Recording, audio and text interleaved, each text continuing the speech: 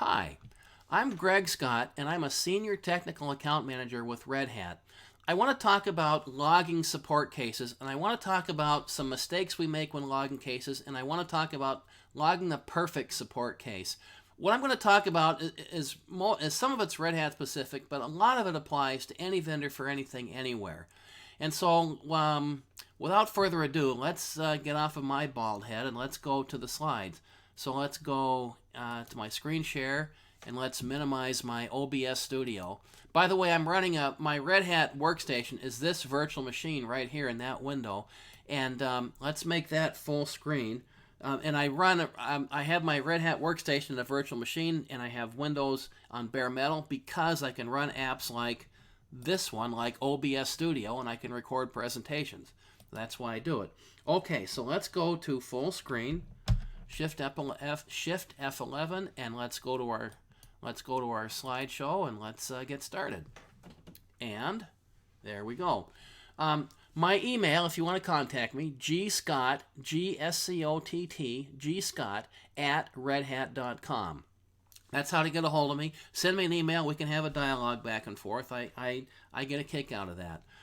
First up, how to frustrate your support team. Now, you're on the support team, and this severity 1 case comes in, and I lifted this right from a support case. The case description says, after reloading multipath D service, one package running on host got down. Now, that's it. The people who logged this case, their native language is not English.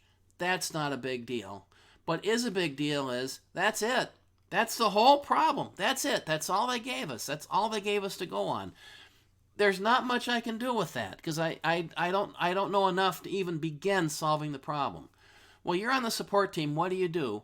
It's a severity 1 case. The 1-hour SLA clock is ticking. SLA, service level agreement. What do? Here's what happens. The support team is going to ask a bunch of clarifying questions about the problem, and they're going to ask you to send in logs and send in SOS reports. And so then we'll put the case into the status called waiting on customer, and when we do that, the SLA clock stops and resets. So now there's no more SLA. We're waiting on a response from you. The support team, and I would do this, the support team might also challenge whether this really is in fact should be a severity 1 case. I would challenge it because there's nothing in the problem description saying why it's severity 1. I've got the official definition, and I'll show you that in a minute. The summary is severity 1, production down, there's no workaround. That's severity 1. So I would challenge whether this is a severity 1 case.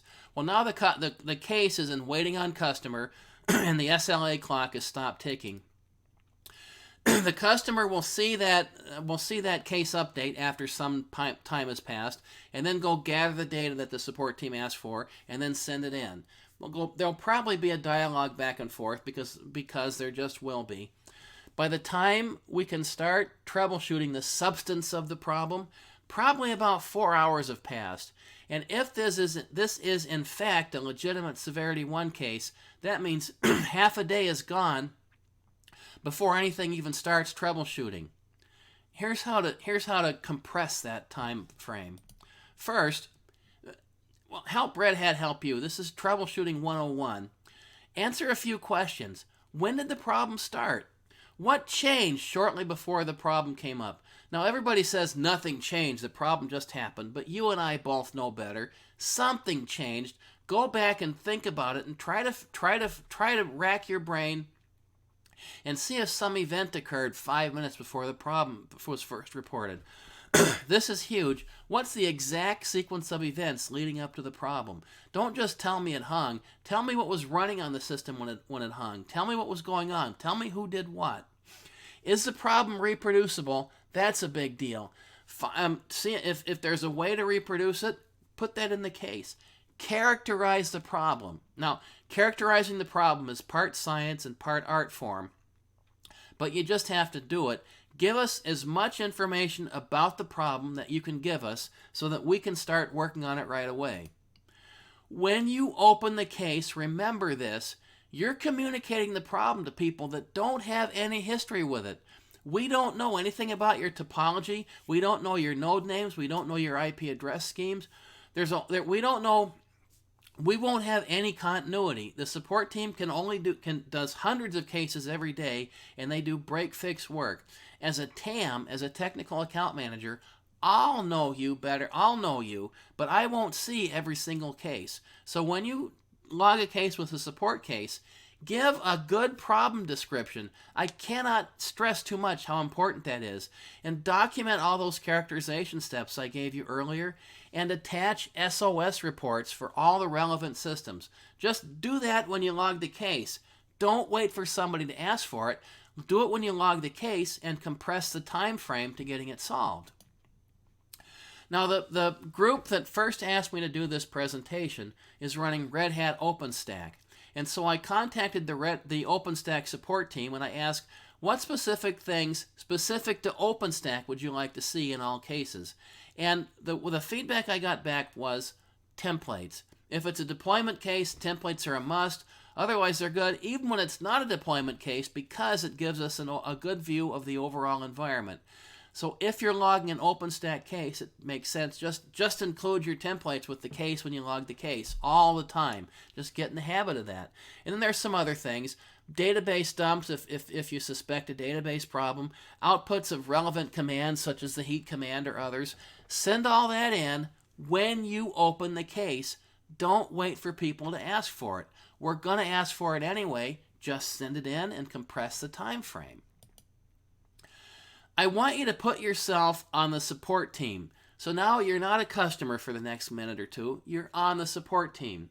When you're on the support team and a problem comes in cold, what information do you need to see to attack the problem properly, and how do you want it organized? I want you to think about that. Put yourself in the support team's shoes and think about what you need to see. The support team is staffed by regular flesh and blood human beings just like you are. And so when we see information that's proper, when we see good problem descriptions, when we see good troubleshooting steps, we're going to be able to help you solve the problem faster than otherwise. So gather all that in, send it in right when you log the case, and follow the guidelines for severity levels. Now let me show you that. Let me just paste that in once. Let's go out of presentation mode here, and let's go here. Here's the official definition for Severity 1 cases. A problem that severely impacts use of the software in a production environment, such as loss of data in which your production systems are not functioning. The situation halts your business operations and there's no procedural workaround. That's Severity 1. Now, if you have a Severity 1 case, then put in the case description right when you log the case why it's Severity 1, and then nobody needs to challenge you on why it's Severity 1. Okay, let's go out of our full screen presentation, or our full screen virtual machine here. Let's go back to OBS, and let's go back to me. There we are. Thank you for putting up with my presentation. Now that you've seen this material, you're going to be better at logging cases than you were before, and you're going to help you resolve those problems as quickly as we can. Thanks for putting up with me, and have a great day.